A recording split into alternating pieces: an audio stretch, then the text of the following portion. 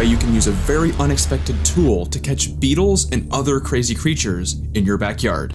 Now this is a trick I learned from the YouTube channel known as the Insect Hunter. This guy had a really cool trick that I've never seen before of how to explore logs for all kinds of really cool and even rare insects.